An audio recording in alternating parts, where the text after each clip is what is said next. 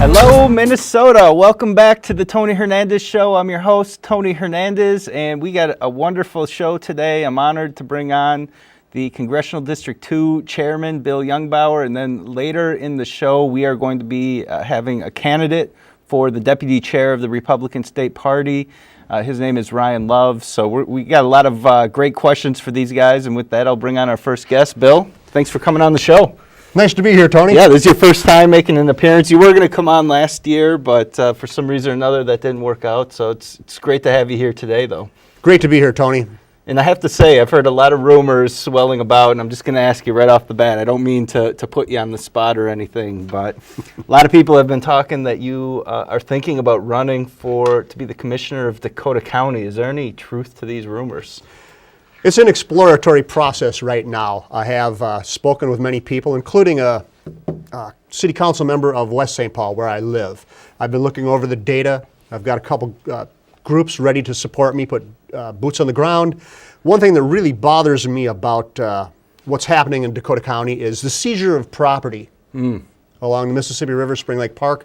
When we have elected officials seizing people's property, that goes against the grain of our Constitution and why we are Americans. What we work for is ours.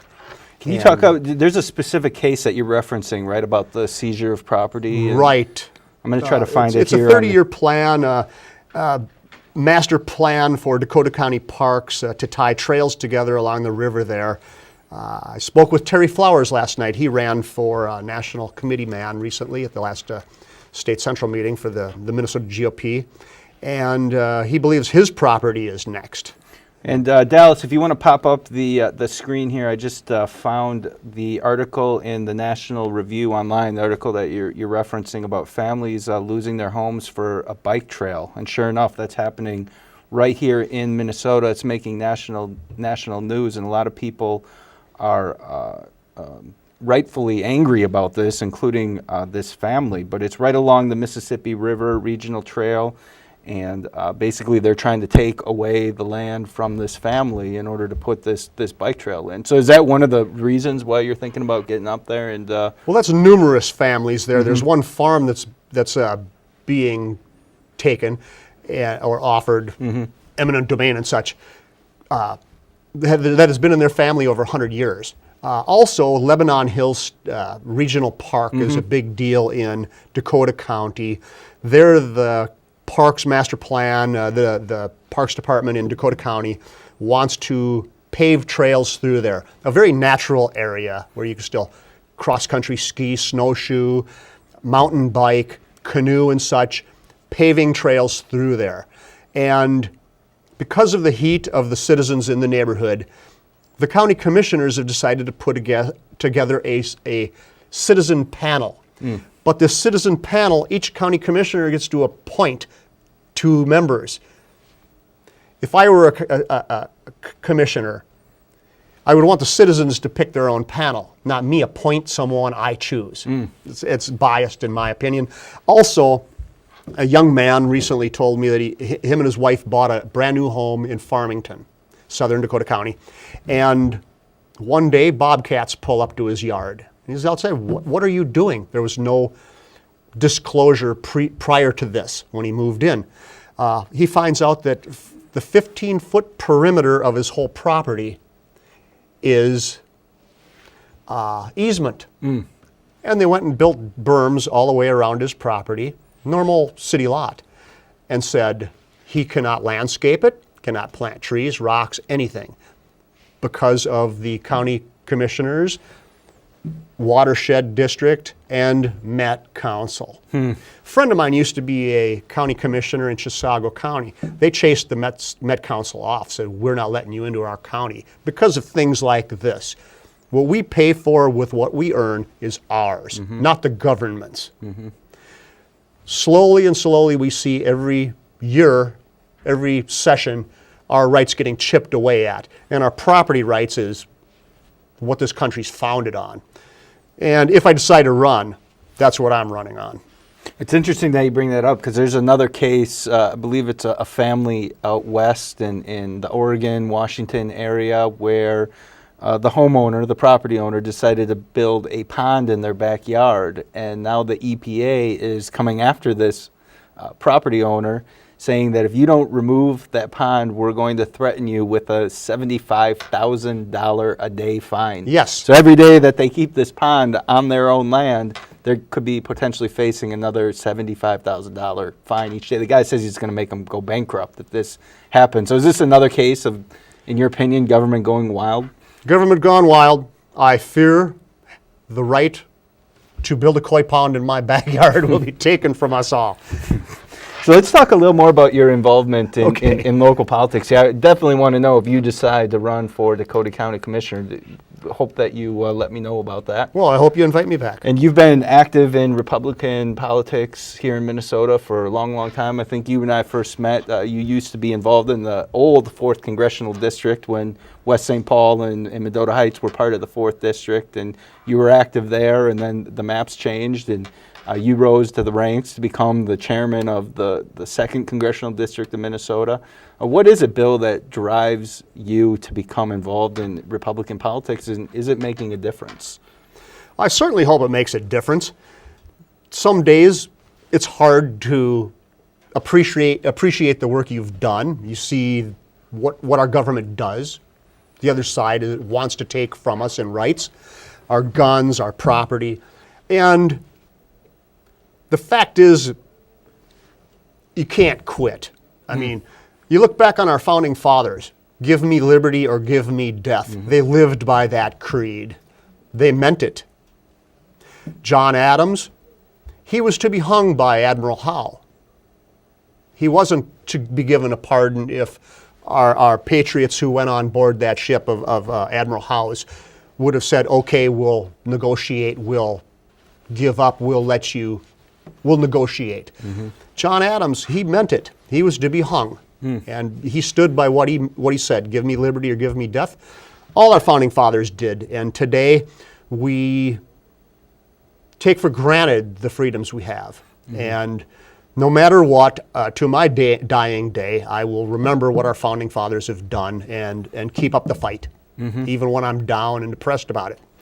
I'm not going to give up. And who instilled these deeply held beliefs that you have and your patriotism? Was it your people in your family, or was it friends? Who influenced Bill Jungbauer early in life? Reading. Picking up a book and read. I've always been a reader. I've just in the last year read John Adams, Thomas Jefferson, 1776, 1984 by Orwell, Animal Farm. Okay, you compare those to, particularly in 1984, what's happening today with our government, the NSA spying and such. These things written about 50 years ago, we've got to watch it. We can't be sheep. We have to pay attention. Don't you find it interesting that it recently came to light that the NSA was allegedly spying on members of Congress and of the Intelligence Committee, and the senator from California wasn't all too happy about that? Do you find it ironic or that Congress seems to really care about the NSA spying on them, and does Congress actually care about the NSA spying on the American people? It's elitist. They're all elitists. They don't have the same healthcare plans they're pushing down our throats. And NSA spying. Do unto others, but not unto me. Yes. So, recalling your days here in the 4th, you worked on many campaigns against Congresswoman Betty McCollum. Now you're working in the 2nd District. Can you draw a contrast between what life is like for a Republican in the 4th Congressional District and compare that to what life's like in the 2nd Congressional District? I missed CD4. Here we were united against Betty McCollum. We had mission. Libertarians, conservatives of all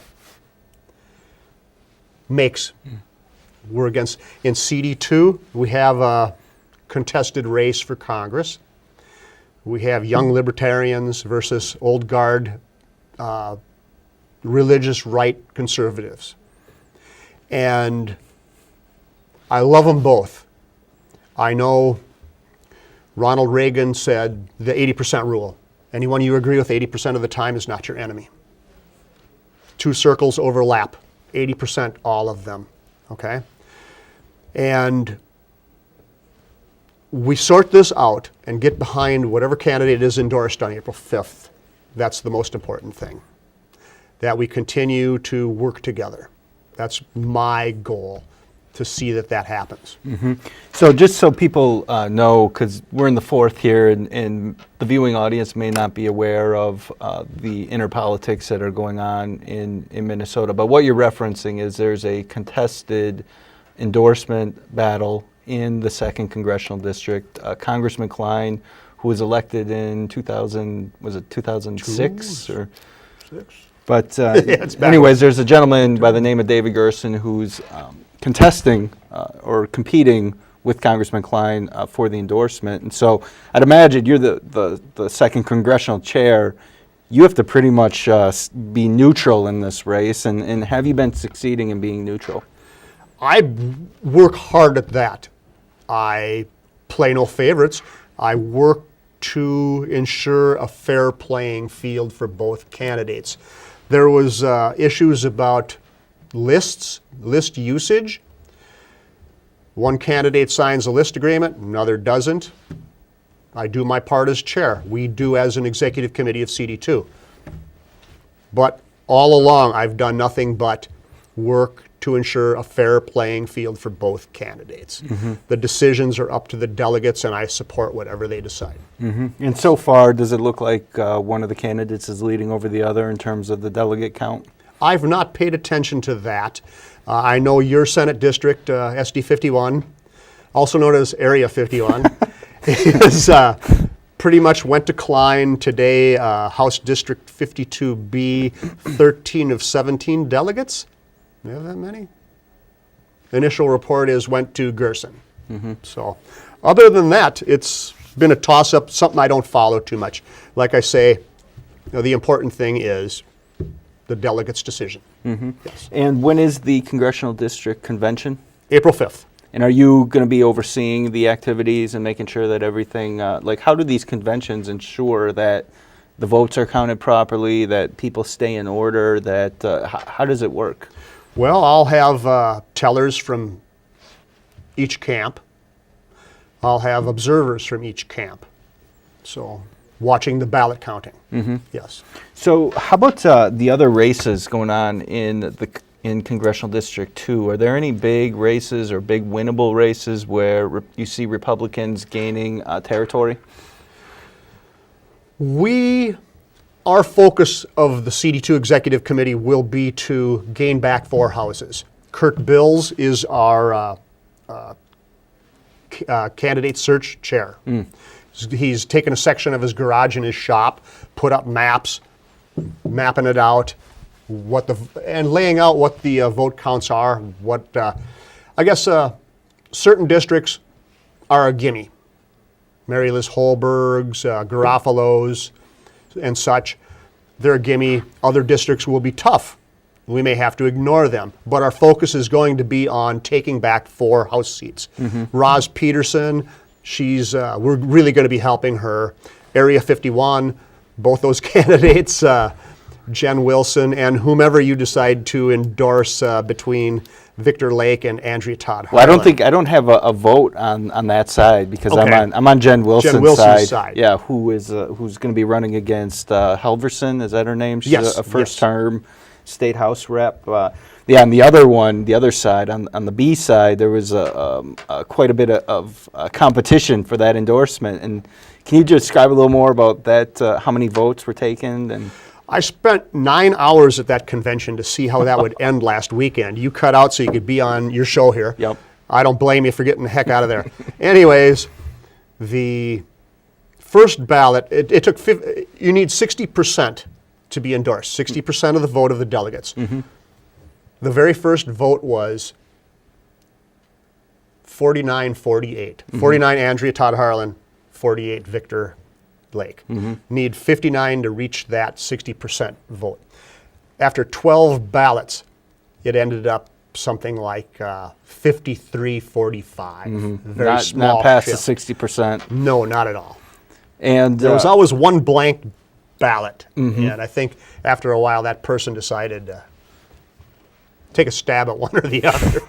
Do you think that the competition in that particular House district and the closeness of that endorsement race, do you think that that's representative of that's a winning seat and that these two are going at it to see who's going to be the next state rep out of that seat? Or do you think it signifies a deeper divide within the party?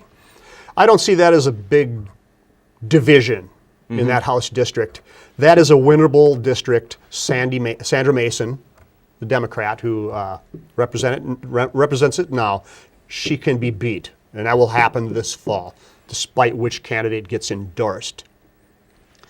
I see both candidates on stage, and they both had outside help.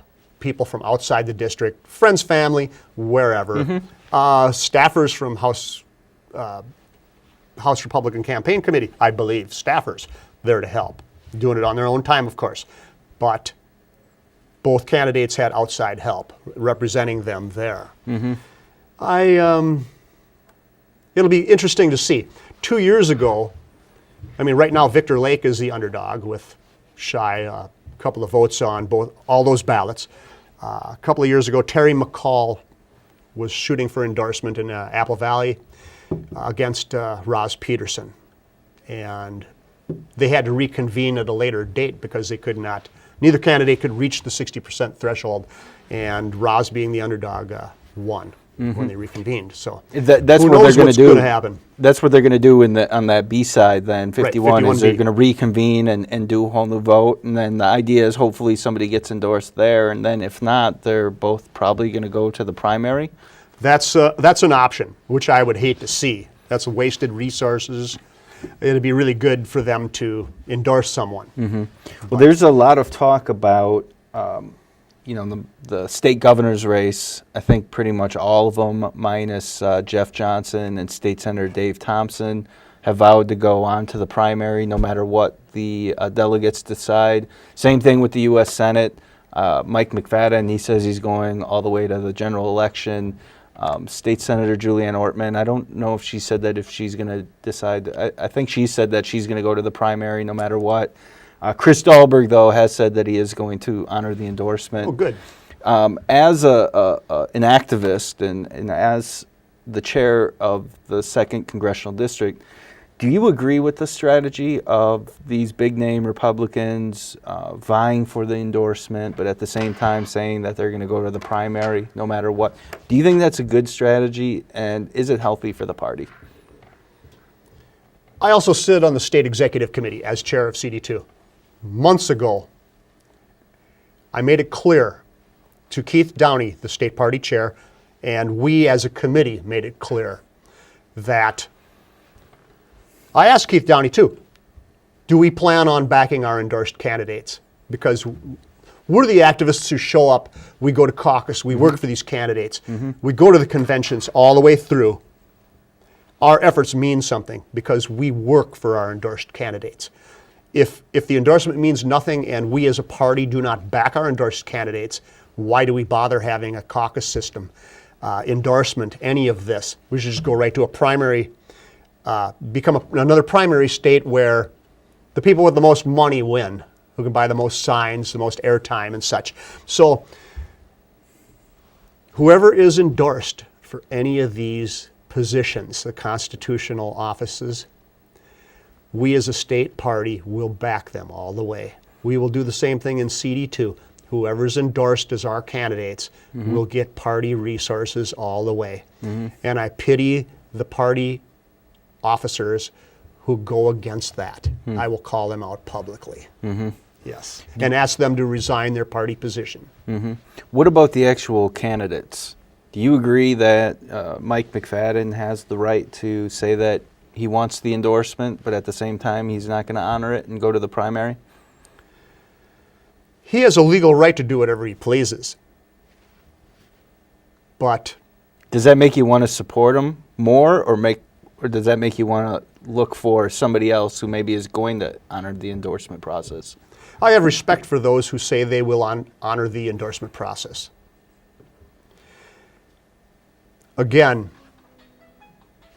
I don't like these candidates going to primary. Some years ago when Tony Sutton was chair, there were several primaries throughout the state. He had a researcher, big, huge guy, wore a sidearm. He went to every city and pulled police reports, researched every opponent, unendorsed candidates. And I would hope that we do the same as a state party to anybody who challenges our endorsed candidates, that we dig deep into their past and use every speck of energy we can scrounge to back our endorsed candidates. That's, I believe, what the delegates would want us to do. And do you think that's being done? At the moment, no. See who's endorsed. Then we get behind them as a whole, united. And I got to ask, Bill, I think a lot of people want to know, are you supporting anybody for the governor? No.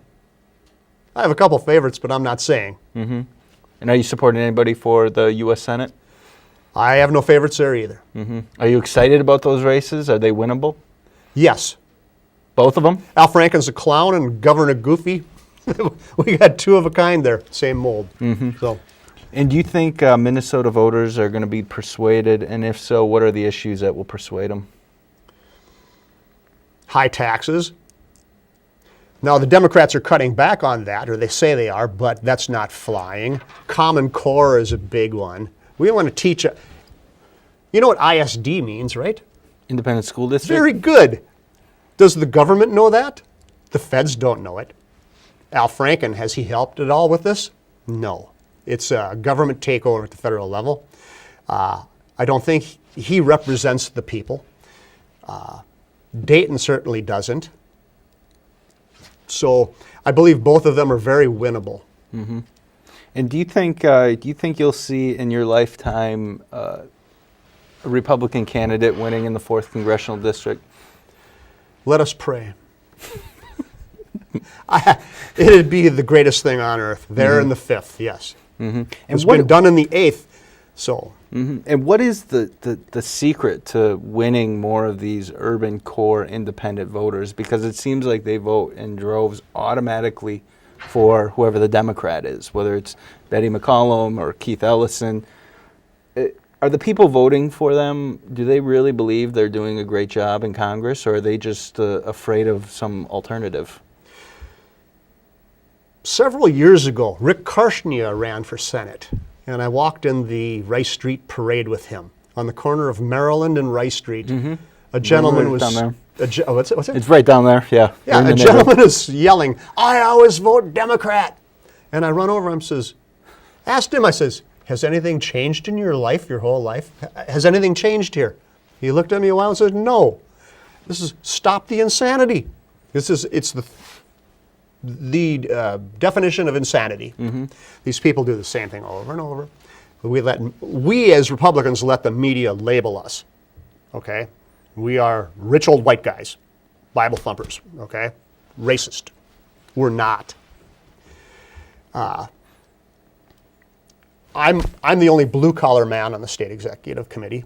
I've worked as a carpenter, a machinist, and I can go to a dive bar in St. Paul and sit down with anybody there, okay, and talk issues.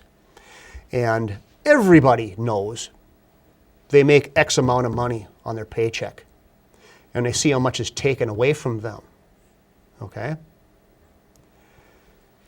They question this. And for them to be loyal to one party and continue on the way they're doing, we get the message out properly. Not like we've been doing. We can win over votes. It can be done. It was interesting. I don't know if you saw the text from the speech, but Bill Gates, he recently gave an address at some type of a convention, and he was talking about the future of jobs in America and how government and businesses are basically going to be blindsided by what's coming. And he talked about software automation, which is essentially replacing low-wage, low-skilled workers with computer programs, and replacing their jobs. He said that's going to happen more and more in the future, and we absolutely have to start doing some things now. And I couldn't believe it when I read it, but Bill Gates actually advocated for a couple of things. One, he called for a repeal of the income tax. And the second thing he called for, or at least warned against, was the minimum wage. He said, yeah, we all want people to make more money, but he warned that raising the minimum wage would actually make jobs fewer, and it would even speed up or expedite the process of software automation, replacing low-wage jobs with computer programs.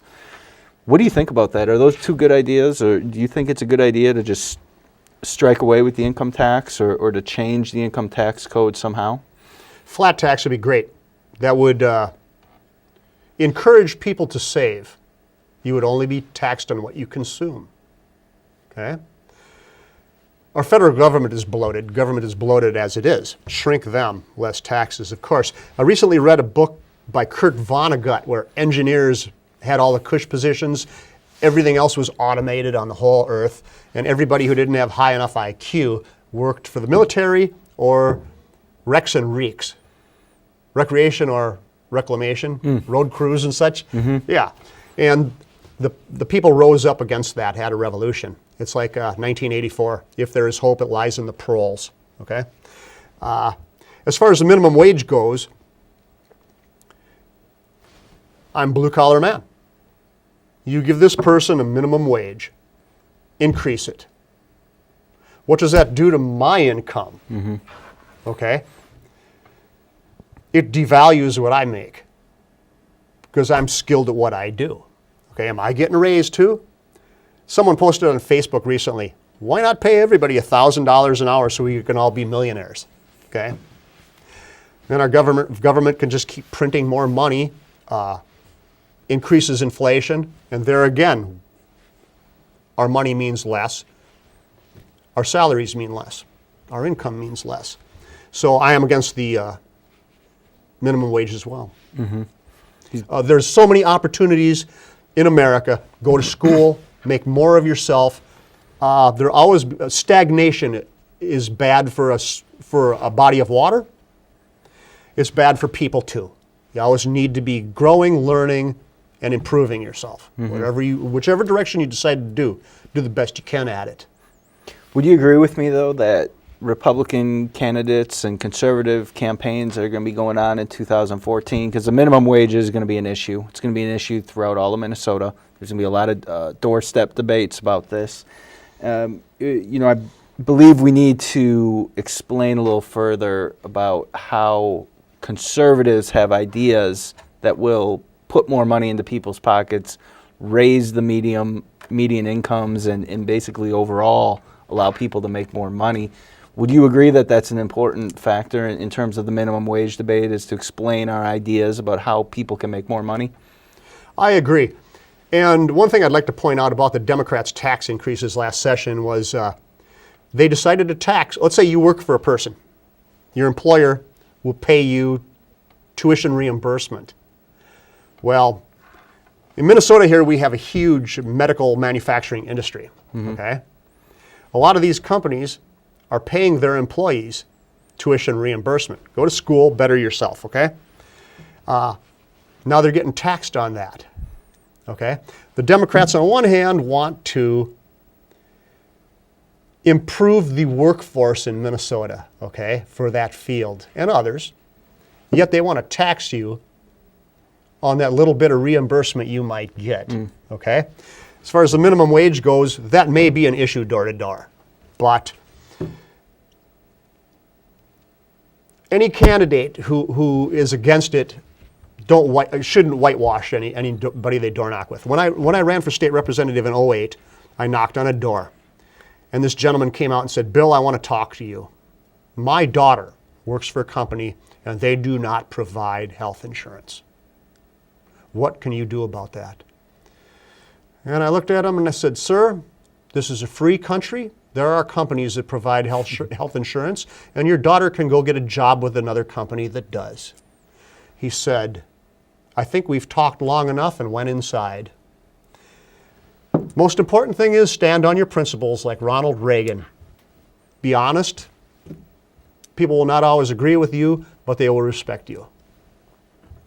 Bill Jungbauer, appreciate you coming on the show. Thank you. Keep us informed about your decisions about running for the Dakota County Commissioner. Oh boy, it We'll keeps be me up watching at that. night. I will, Tony. Thank you. Thank you. Thanks again. Come again, Bill. Make sure you take your microphone off. Oh, yes. That was Bill Jungbauer. He's the chairman of the Congressional District 2 Republicans. It was great to have him on the show. And before we bring on our next guest, who's running for the deputy chair of the state party, Ryan Love, I need to make a correction from last week's show. Dallas, if you can pop on the internet here. If you guys remember, we were talking about the U.S. Senate race and the different candidates, and we were going through their websites and their issues. And I just want to point out an error that I made. I said that Mike McFadden's website did not have an issues page on, and that's in fact wrong. And I'll show you what happened here.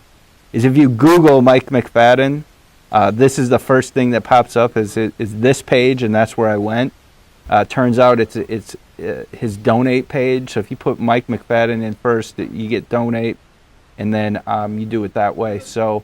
But with that, we're going to bring on our next guest here, Ryan Love. Thank you for coming on the show. Oh, thanks for having me. Yeah, it's great to see you. It's been a while. Too long, actually. Yeah, and you just recently made a move. You moved to a different part of the metro here. Yeah, I was down in Shakopee in Scott County, and I just moved up to Minnetonka, one of the two districts that were redistricted into SD 49 with Edina and Bloomington. Mm-hmm. And how do you like living over there now?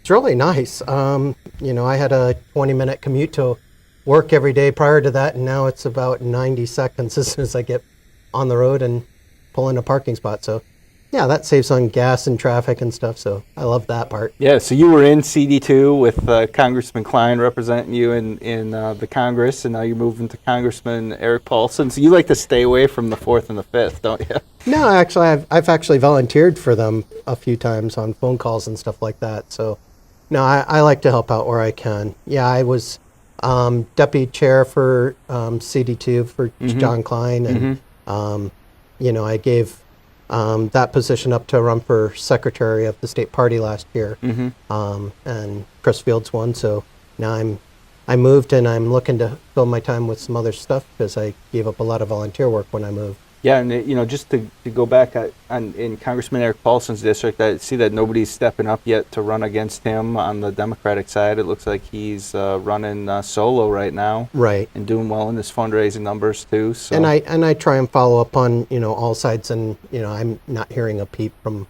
the Democrat side at all. That's interesting. I'm pretty sure he's safe. Yeah, speaking of safe seats, it's also the 4th and the 5th. I was looking too. It doesn't look like anybody's stepping up against Congresswoman Betty McCollum or Keith Ellison yet. I heard some rumors of people. You actually have two people that stepped up against Keith Ellison. Oh, really? A gentleman by the name of Frank Taylor. Okay. He ran before, I believe, in the 1970s. Okay. Wow. Very, very smart, intelligent man. And Doug Daggett is the other person who's running.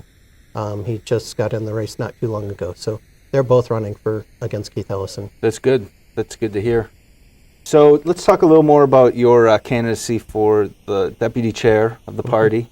Can you talk about how that opened up and how you came about making your decision? Kelly Fenton was the previous deputy chair. And if you remember, back when Tony Sutton stepped down, she was acting chair for a while, but she didn't want to move into that role. So she just stayed with the deputy chair role, and she held it together pretty well and carried on. But the end of last year, she decided that she wanted to run for House District in Woodbury, and the representative stepping down there. And so that opens up a slot for the deputy chair position. I've talked to Kelly about it and things like that, and so the position actually gets elected by the state central delegates who were elected last year, and so I have the advantage over the other candidates in that I actually know who gets to vote for me. So there's a state central, and then there's the state convention. And Correct. These are two different conventions going on at the same time, or almost. It's all held down in Rochester. The state convention is on a Friday, Saturday, May 30th and 31st. The State Central Committee, which elects the deputy chair position, is the Thursday night before that on May 29th. Okay. And if you're a state central delegate, are you automatically a delegate to the state convention? No, the State Central delegates are different than the state convention delegates. Got it. And how many delegates are there? Give or take, there for the State Central, about 350. Okay. So do you try to contact every single one of them? Yeah, I've been driving around to a lot of BPOU conventions and reaching out, getting endorsements from, sitting state representatives and state senators, and it's going really well. I'm getting a lot of great feedback from people that, even I'm surprised that they support my candidacy. Good, good. Well, what are you hearing from people? Is there still a lot of concern? A few years back, a lot of the negative news came out in the state of the party in terms of the debt and some of the ambiguous bookkeeping methods that were going on at that time. No, Are people still frustrated by that, or are people moving forward? I see them moving forward. Actually, it's not high in their I need to think about this sort of situation, but I don't see the negativity that they had when this first broke. When it broke, we found out, oh, we're $500,000 in debt. Oh no, it's $1 million. Oh no, it's $2 million. It was just one cascading thing after another. But the state party, especially, Keith Downey has done a stupendous job on getting our debt under control. Last year we had maybe $2,000 on hand. Now we have $98,000. Wow. Our debt was at $1.7 million, and now it's under $1.2 million. And a lot of that debt is supporters for the Republican Party. So I'm pretty certain that most of it is interest-free at this point. And how have they accomplished paying down this debt? Like, where's the money coming from? They've reached out to the big donors, and Keith Downey had a great plan. He presented it when he was running for chair, and he's stuck to his guns, and he's gotten a lot of big donors to contribute. It's hard because you have to get them, this month, and then the next month, and the next month. So for someone to be able to do that, like he's doing a great job on that. But one of the things that has really surprised me is that the state party has implemented a call center, and it has done stupendous. I mean, I've helped out on campaigns across the country, and this is probably one of the best call centers I've ever encountered. And is that located at the headquarters? Is that where they make the calls? Yep. At the headquarters, they're making the calls. They're bringing in, a high percentage return, and so they're doing really good on that. And then who's and I always pronounce his last name wrong, but Brandon Swelowich, is that how you say his name? Right. Has he been doing a pretty good job? He's taken on some of the finance role as well, hasn't he? I'm probably going to get this wrong, but I believe he was stepping down just recently. Yep. But how would you rate his what he was doing up until his resignation? From my perspective, I'm not actually on the state party, so it's going to the meetings and observing and stuff. But he's done a good job, a really good job from what I've seen.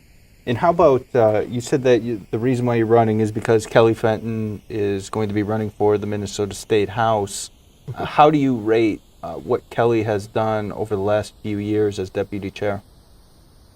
She's done a great job. I mean, she was driving to all the BPOUs and making sure that the state party was represented there, that people felt the connection, and she was reaching out to them and providing training, necessary training that they needed.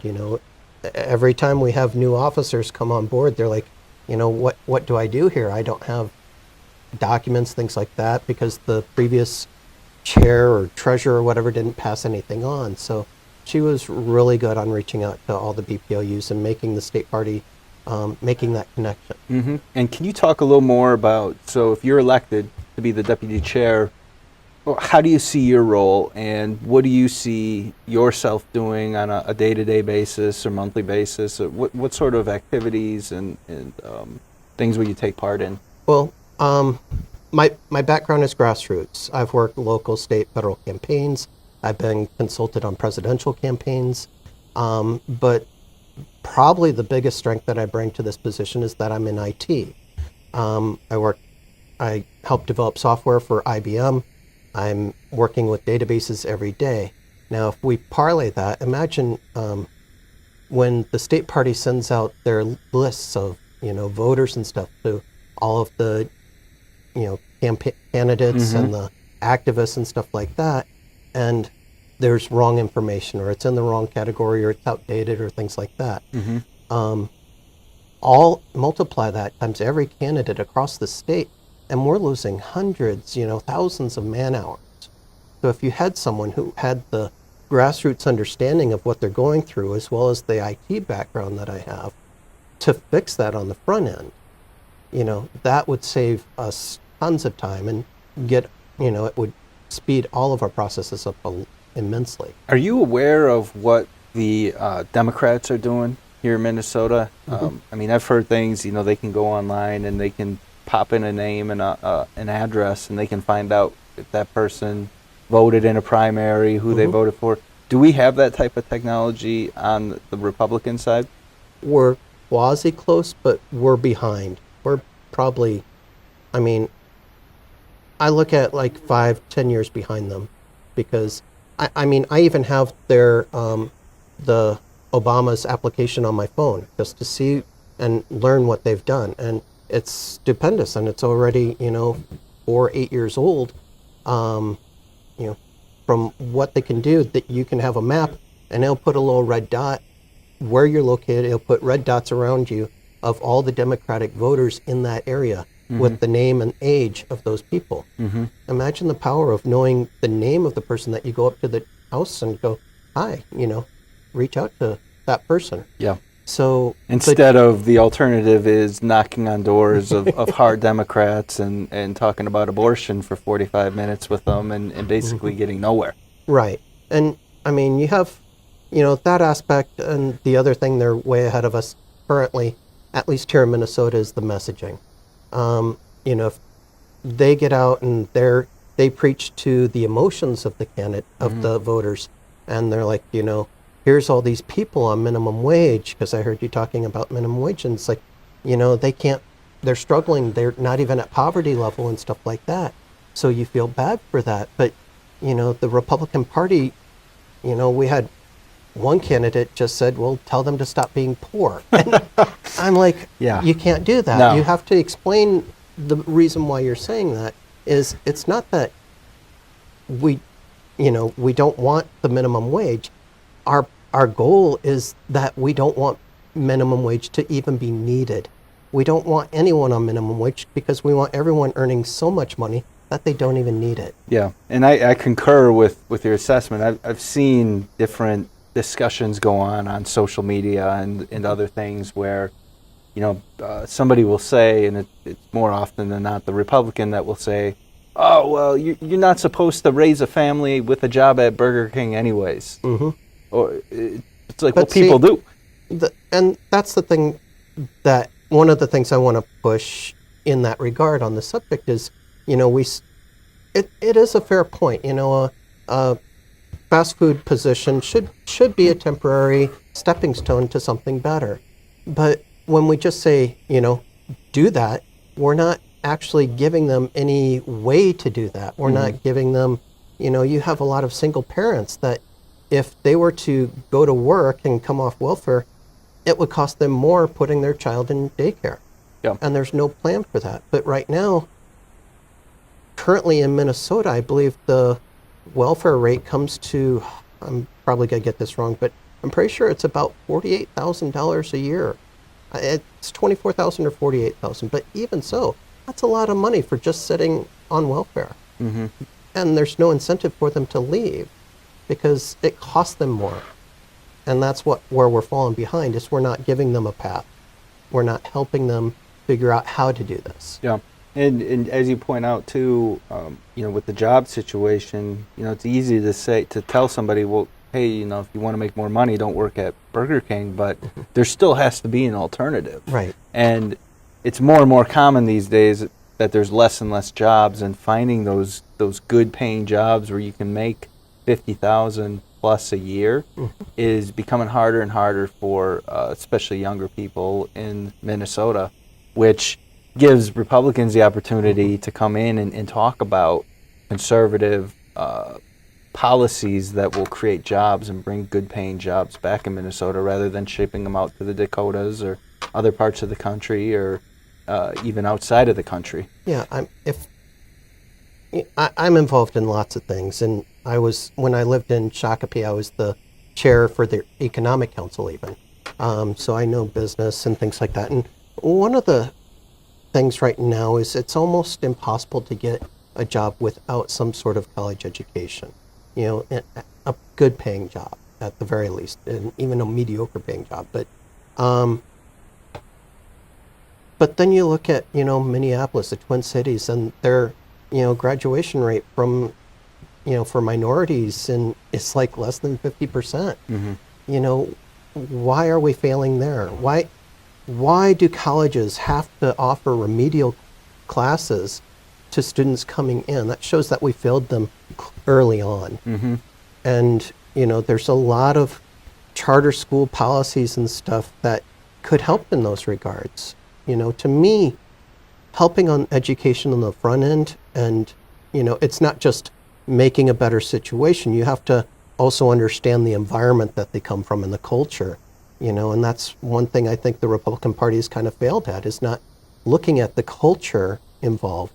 I'm not, we have a lot of discourse over things like affirmative action, and I'm not in favor of affirmative action per se as much as helping out poor communities. Now, it might be minorities might be more affected than that, but you have very rich people like Obama who doesn't need affirmative action.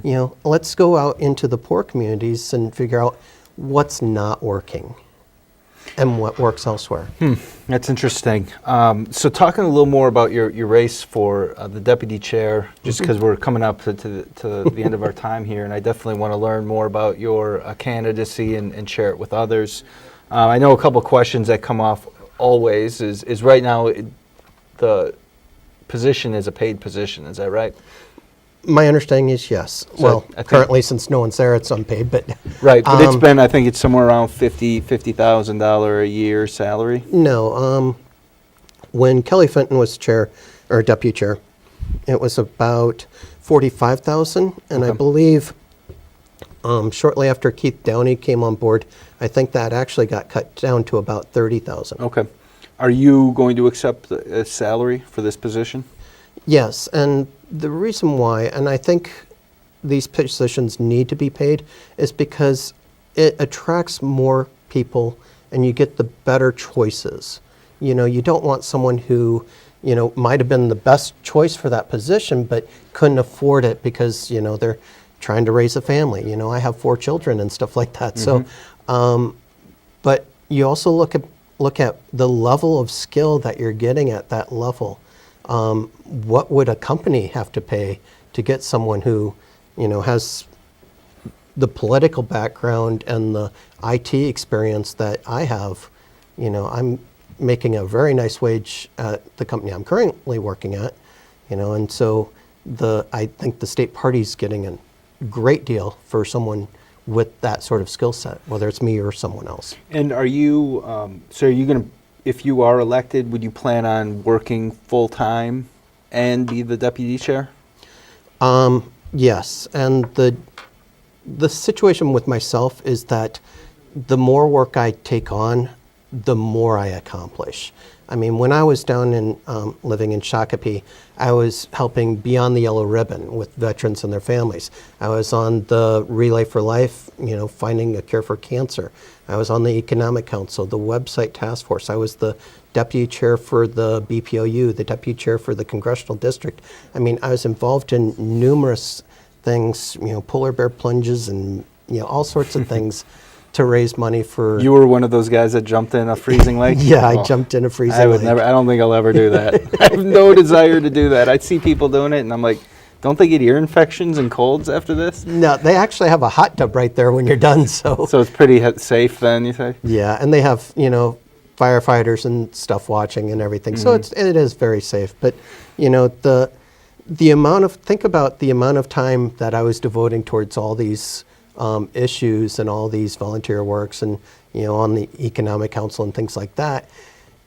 I'm not doing those now since I've recently moved at the end of this last year. So imagine all of that extra time thrown towards the Republican Party. You know, it would be phenomenal. And Keith Downey, the current chairman, when is his term up?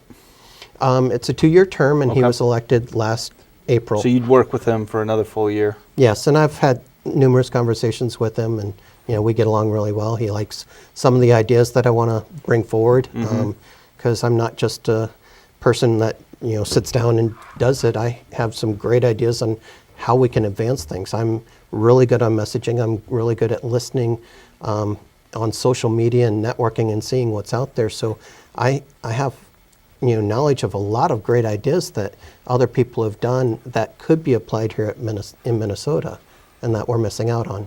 And, you know, a lot of times, you know, we've heard the need to centralize and modernize the database management system of the party, of the various campaigns and delegates. And can you explain a little more about the current system that the party has right now, your vision for the database management system, and then also how to make it somewhat uniform so that there's something we're building on going forward rather than every 2 years or 4 years hitting the reset button and trying something different?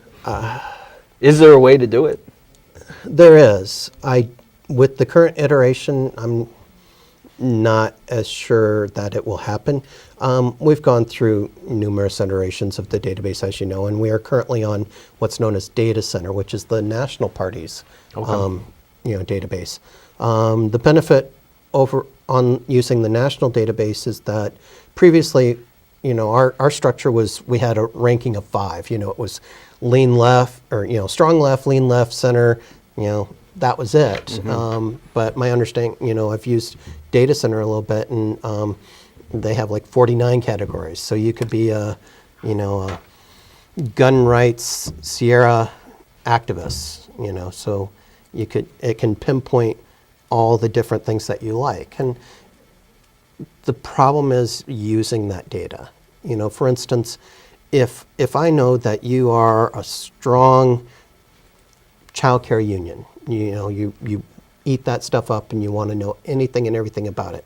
So when I send you emails, that stuff should be at the top of the list for you, you know, because it's going to make you want to read what's coming up. We could have a short synopsis at the beginning of upcoming dates of things that you might be interested in. So we can tailor the emails and that we go send out and messaging based on the information that we collect. And I don't think that's currently being done right now.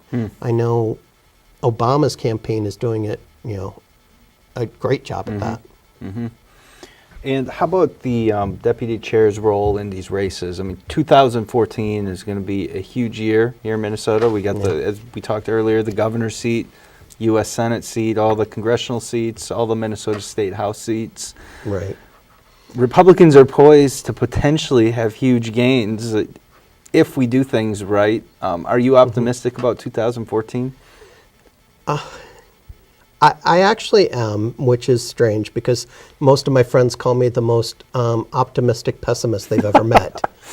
You know, I don't think things are going to work out, but I hope that they do. But in this case, yeah, I see some great ones for the Republican Party. Tying that in with the deputy chair role, though, it's a matter of what do we need at that level that will help these candidates? Do we need another candidate who just says rah rah go GOP, or do we need someone who has the background to help all of these candidates, kind of like an extra person on their staff? Because I've done, you know, campaign manager, I've done outreach, I've done all these various roles. So you know, at every different level. So I'm pretty comfortable that I'd be able to help, you know, all of the candidates across the board. And, you know, I'm going to all these BPOU meetings and things like that, and I'm telling them, you know, whether I get elected or not, reach out to me, I will help you. Because to me, I have the reputation of getting things done and making sure that Republican candidates get elected, and that's what we need. And there seems to be, you know, maybe it's just people in the peanut gallery, but there seems to be this perception that, you know, there's this establishment of the party, and then you have these, you know, the non-establishment side of the party. And I just want to get your opinion do you think that, as far as the leadership of the party, people on the executive side of the state party, do they sit behind closed doors in smoky rooms and talk about how can we favor this candidate or the other, or try to make outcomes come out a certain way? No. Or are they more concerned with just the operational aspects of the party? They're so swamped with the amount of work that they already have, just trying to keep their congressional district or their BPOU or the whole state party going, that they wouldn't have time to do that in the first place. I've attended a lot of the state executive meetings, and these are great people, and they're just trying to help, and there's no behind the scenes, we're going to make sure this candidate wins and stuff like that. But it is a perception. I mean, we have over 10 different Tea Party groups here in Minnesota. We have 5 Republican women groups, and even the Tea Party groups fight against each other. yeah, and you have, I can't even count the number of libertarian within libertarian groups right now. But I'm tied into all of them and listening. I helped start a Tea Party down in South Florida, so I have the knowledge of where the Tea Party is coming from, their origins and things like that. I'm maybe not a Ron Paul libertarian, but I'm a very, anti-Big Brother. I want a smaller, more effective government, because right now it's so bloated that it just thinks, well, I need more money. You keep feeding it, it's going to keep growing.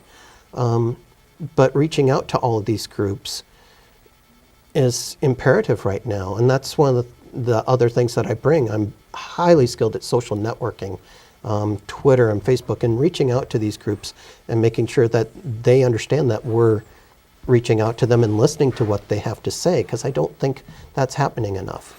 What are your feelings about the candidates for the U.S. Senate and for the governor's seat, the ones that are vying for the endorsement? Mm-hmm.